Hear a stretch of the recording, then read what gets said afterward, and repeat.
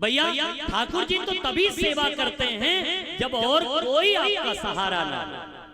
उन्होंने अपने मुख से कहा है, अनन्यास चिंतयन्तो मां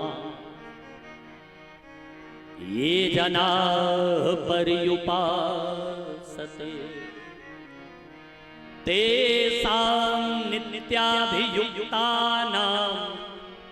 योगक्षेमं वहाम्यहम्।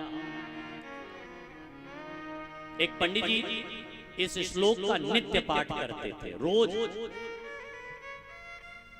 अर्थ सहित इसे पढ़ा करते थे और रहते भी इसी भाव से थे, कोई संचय नहीं।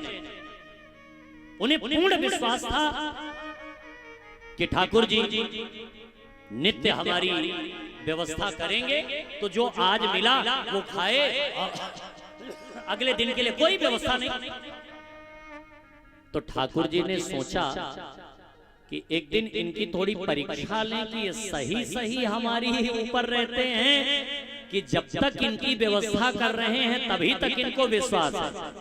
कभी कभी ऐसा होता है, ऐसे ही है, जब हमको सब कुछ मिलता रहता है तब तक तो भगवान पर बड़ा विश्वास रहता है, और हमारे साथ कोई ऐसी अप्रिय घटना घट जाए तो लोग ये कहते हैं कि भगवान क्या गलती कर दिए, क्या हो गया। लेकिन भैया भगवान का लाख लाख धन्यवाद दीजिए कि ठाकुर तेरी इस लीला में भी कोई बड़ी कृपा रही होगी, बड़ा बड़ा कृपा रहा होगा कुछ।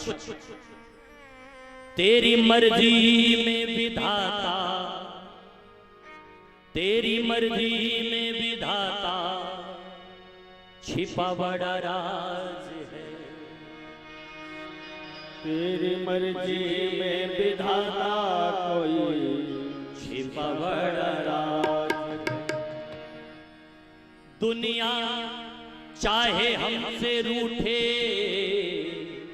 तू ना हो ना नाराज, दुनिया चाहे हमसे रूठे तो ना होना नाराज। और ये दुनिया का पुराना दस्तूर है यार, यहाँ एक को मनाओगे हजार रूठेंगे, हजार को मनाओगे लाख रूठेंगे, लाख को मनाओगे करोड़ रूठेंगे, लेकिन अगर एक मेरे राघव सरकार को मना लिया ना तो पूरी दुनिया अपनी हो जाएगी प्यारे। इसलिए हमेशा ये कहिएगा उनसे कि दुनिया चाहे हमसे रूठे तो ना हो ना नाराज, दुनिया चाहे हमसे रूठे तो ना मुझे कोई गम नहीं, होना नाराज। मुझे कोई उसकी परवाह नहीं है। दुनिया रूठे तो रूठने दो, लेकिन मेरे मालिक तुम मुझसे मत रूठना। क्योंकि यहां तो मैंने देखा है कि बनी तकदीर वालों पर हजारों लाखों निसार होते हैं, लेकिन बनी जब बिगड़ जाती है ना तो दुश्मन भी हजार होते हैं।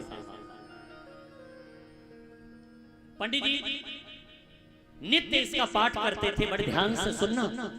इन चरित्रों को, ये भगवान के भक्तों के चरित्र हैं। और एक बात मैंने आपको बताया था भैया, भगवान की कथा तो भगवान के भक्त बैठ करके सुनते हैं, लेकिन भैया भगवान के भक्तों का चरित्र स्वयं भगवान बैठ करके सुनते हैं, ठाकुर जी बैठ करके सुनते हैं। भैया एक दिन भगवान ने सोचा कि इनकी परीक्षा लें पंडित जी की, सच में विश्वास है कि नहीं। दीपावली का पर्व आया, उस दिन पंडित जी के यहाँ कोई व्यवस्था नहीं, न कुछ खाने को न पीने को। पंडितानी जी ने कहा कि आज तो कुछ भी नहीं है, त्योहार का दिन खाली। पंडित जी गए मंदिर में, गीता उठाई और इस श्लोक पर तारीख पोत दिया। गलत है ये, भगवान ने गलत कहा है।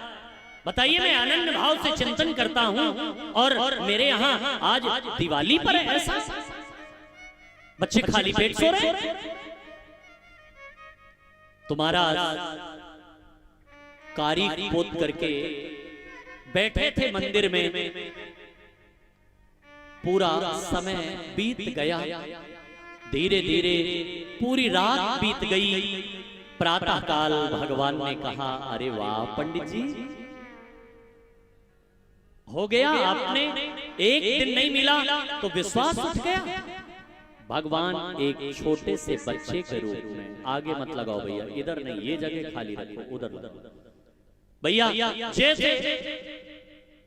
जैसे महाराज अगले दिन पंडित जी ने पूरी तैयारी मंदिर में पूजा की, भगवान भी एक छोटा सा रूप बना करके छोटे से बच्चे के रूप में खाने पीने की पूरी सामग्री लेकर के एक टोकरी में पंडित जी के घर पहुंचे और दरवाजा खटखटाया।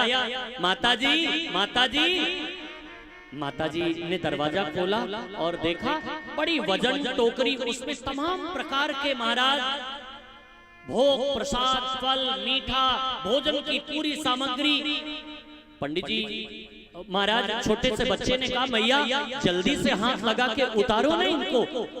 माता जी ने कहा कि बेटा क्या है ये? बोले मैया बाद में पूछना, पहले उतारो तो, इतना वजन पंडित जी ने भेजा है। और जैसे ही मैया ने उतारा रखा तो महाराज खोल करके देखा तो तमाम प्रकार के पकवान, तरह तरह के आइटम। मां ने बच्चे की ओर देखा और उनके मुंह पर तमाम कारीख लगी हुई थी।